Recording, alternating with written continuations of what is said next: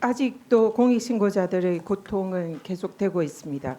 공익신고자 보호기관인 권익위가 공익신고자 탄압에 앞장서는 터무니없는 그런 사례에 대해서 지적을 하겠습니다. 유일임 방심위원장이 자신의 가족과 지인들에게 뉴스타파 기사 김만배 신형님 녹취록을 인용한 보도를 방심위에서 심의해달라 그런 민원을 넣도록 사주했다는 의혹이 권익위에 신고가 됐죠. 그리고 방심위는 이 해당 민원을 근거로 뉴스타파 보도를 인용한 방송사를 긴급심의에 올려서 지난 11월 KBS, MBC, JTBC 등의 과징금 부과 결정을 했습니다. 그래서 이게 셀프 민원 사주라는 그런 이제 의혹으로 많이 보도가 됐는데요. 이 내용이 권익위에서 신고를 심의를 해서 당시 정성윤 부위원장이 유일임 방심위원장에 대해서는 판단을 하지 않고 방심위에 다시 송부를 했고, 그리고 방심위 직원들이 이 민원인 정보를 누설한 것은 범죄 혐의가 있다. 그래서 서울경찰청에 이첩을 했습니다.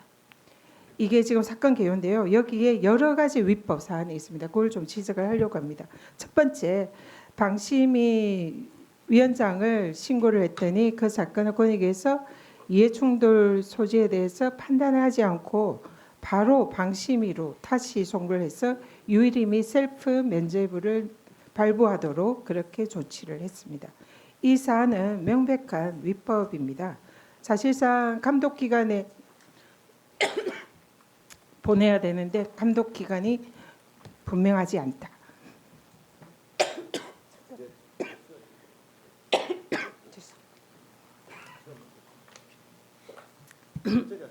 네, 다시 하겠습니다.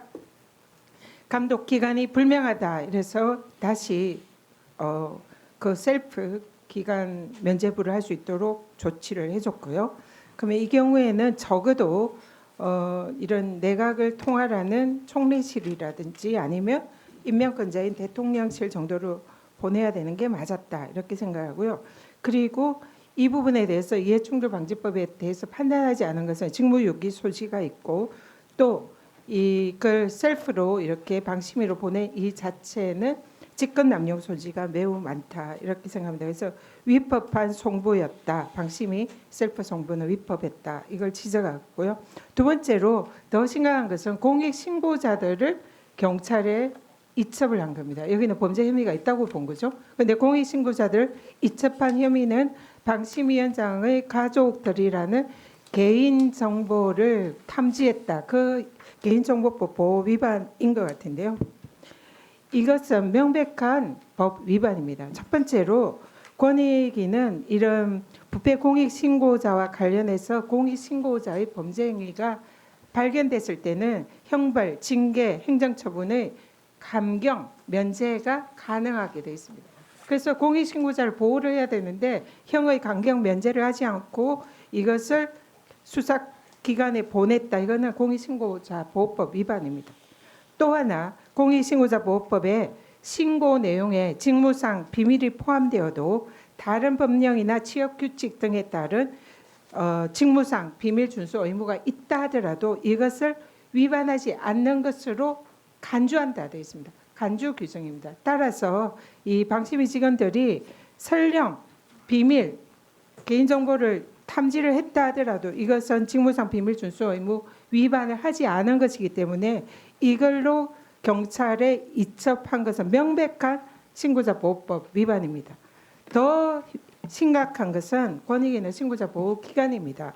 그래서 공익신고자 보호법에 따르면 신고자에게 신고 등을 이유로 파면, 해임 등 어떠한 불이익 조치를 할 수 없다. 그렇게 돼 있어요. 그런데 권익위가 앞장서 가지고 신고자들에게 불이익 조치를 한 겁니다. 경찰에 보낸 건. 이것은 이 법 위반은 최대 3년 이하의 징역, 3천만 원 이하 벌금형에 처하는 매우 심각한 범죄입니다. 그래서 권익위가 공익신고자들을 보호하기는커녕 개인정보 탐지했다는 이유로 이거 사실 비밀준수 의무 면제 위반 이것에 대한 감경 규정 그리고 위반하지 않는 것으로 간주하는 법 규정이 있음에도 불구하고 그 주무 기관이 불이익 조치에 해당하는 이런 형사 조치를 한 것은 명백한 위반입니다. 마지막으로 가진법 조치, 이거는 원천 무효입니다. 이런 불법에 대한 방송사에 대한 과징금 부과 명백한 불법이고 이것은 원천 무효라 다시 원상 복구해야 됩니다. 그래서 지금 현재 전면 재조사를 촉구하고요. 그리고 여기에 대한 공익신고자 보호 의무나 법 위반을 한 책임자들 반드시 전면 재조사해서 책임 진상 규명하고 책임자 처벌하고 형사 이첩 수사기관 이첩 조치하실 것을 촉구드립니다. 답변해 주십시오. 뭐 답변? 네. 의원님께서 잘 아시다시피 권익위원회는 합의제 행정기관으로서 전원위원회의 결의를 다 거쳐서 이제 진행이 되는 사안이고요. 그리고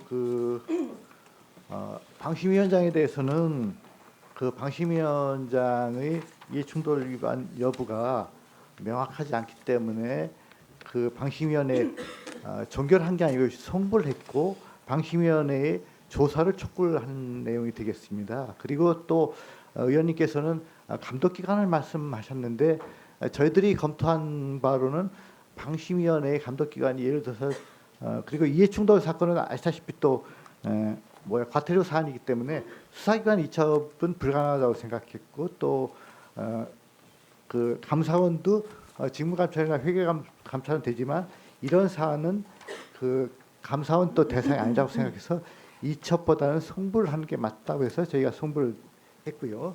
또 근데 다른 대안이 없다고 생각해서 전원위원회에서 다 토의를 거쳐서 결의가 되긴 된 겁니다. 예, 그리고 이제 또 공익신고자 관련해서 저희가 보호를 하지 않으려고 한 건 아니고 공익신고자라고 하는 방심위 직원들이 공익신고 아마 그 저희 위원회 신고 전에 사실관계는 아마 언론에 먼저 그것을 제보를 했던 것 같습니다. 그래서 그 부분에 대해서 저희가 그 개인정보법 위반이라든가 위법 언론에 제공한 것은 별개로 저희가 판단해서 예, 그래서 저희는 그래서 그 전원위원회에 다 토의를 거쳐서 결의를 해서 그렇게 처리했습니다. 나중에 네, 나중에 제출하고 또 검토를 좀 해보겠습니다. 예.